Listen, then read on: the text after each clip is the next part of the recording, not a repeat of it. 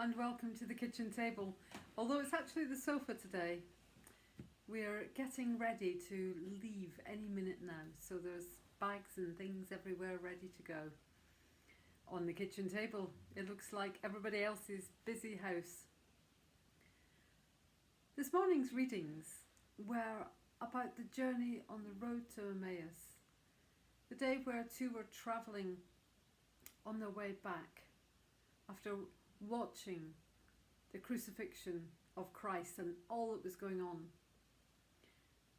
And there's that moment of revelation when Jesus breaks bread and blesses it, and suddenly it becomes clear to those who had known him, loved him and followed him that he was there in their midst, risen from the dead. It's an amazing moment, that understanding of the love of God and the reality of the risen Christ. Our world has changed beyond recognition in the last few months. And this year should have been one of the most important climate change conferences that we've had for many a year. But that's been cancelled or postponed. Maybe that's a good thing. Maybe our world have been given an opportunity, all the nations in our world have been given a chance to look at the difference COVID has made, the grounding of planes, the reducing of car fumes in our cities and throughout our lands. I really hope that that will be a moment where something really positive comes out of this devastation of the coronavirus pandemic.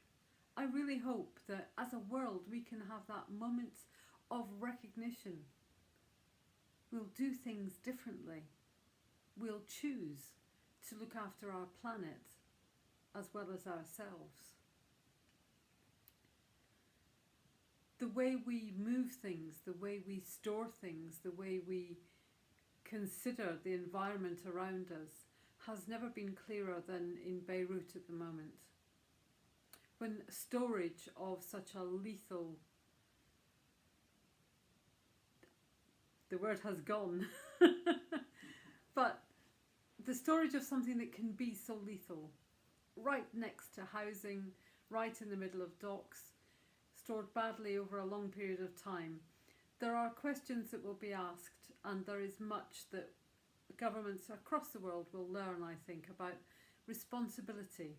How we take responsibility for how we move things, how we store things, and why we are so careless of human lives.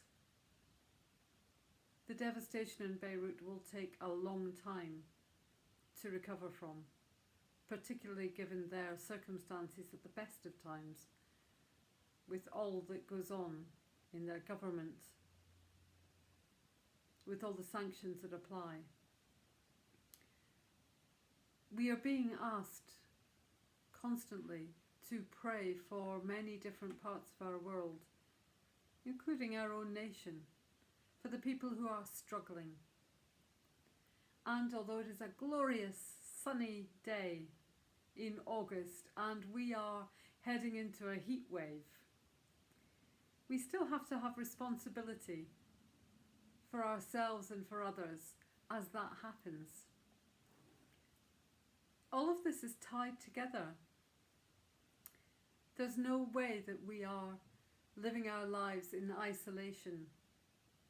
In the past we might have thought we could, but I think that's very unlikely in our world, and not even desirable. We're connected one to the other, nation to nation, person to person. So on this sunny August, if you're heading out, I ask you to think carefully about looking after those that you're heading out to be around and about. If you're heading for a beach, go for a big isolated one with lots of space. If you're heading to the mountains, think about where you'll walk. Think about the footprint that you'll leave behind. All of it's tied up to the same thing, really. The care for each other and the care that God has for us and for his planet. So just as those guys on the road to Emmaus had a revelation, an understanding, an epiphany, if you like, of Jesus in their midst, I hope that we will have an epiphany of the impact that we have on our world, whether it's in government levels and decision making, or in a private decision to avoid a really busy place in case we are participating in spreading a virus.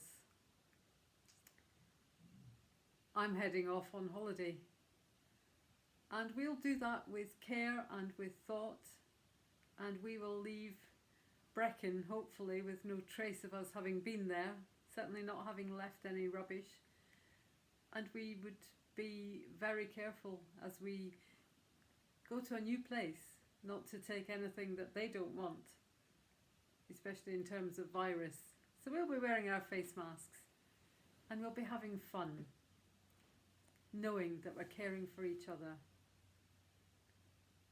I hope you have a good couple of weeks. Enjoy Katie on Sunday morning as she brings worship to you. And next week, go online, see who's doing what in the churches around and about. Or spend some time with the Word of God and see what it speaks to you.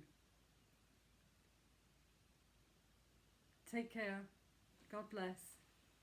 Bye for now.